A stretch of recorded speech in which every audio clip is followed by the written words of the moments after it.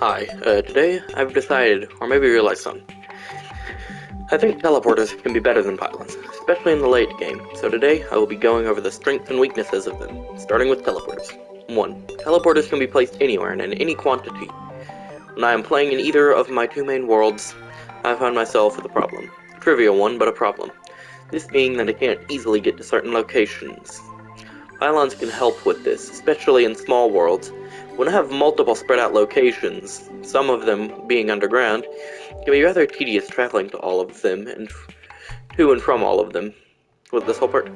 Another thing is that they can be used at any time and in any place, whether they are bosses in events, active, whether or not you have NPCs around, and along with that, they can be used in any biome, while pylons, on the other hand, have to be in the right biome and around at least 2 NPCs, which in some circumstances is fine, but it can get rather annoying if your NPCs die often, or if your towns get corrupted upon entering hard mode, or if you get caught up in long-lasting events that can disable your pylons, or even if you just have a lot of projects, as I mentioned earlier. And when this happens, teleporters can eliminate your issues, at least some of them, but for me, they've worked pretty well. Then again, I haven't done much research. The main weakness is that they take a lot of time, often hours, as to set up teleporters you have to build teleporter hubs, you have to run wires across the world, and you need to label them, which really isn't that hard, but still. And all of this can be very tedious work.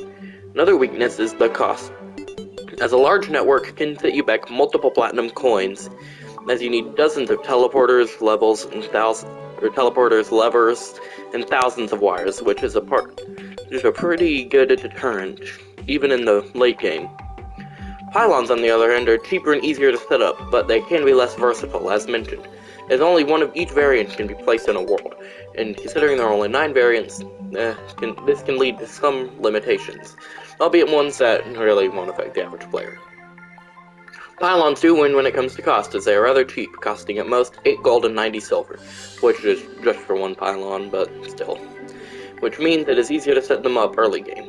Another strength is that they are not locked behind Skeletron, which I don't think I mentioned, but you have to buy teleporters from the mechanic, and this allows you to set them up at any point as long as you can afford them.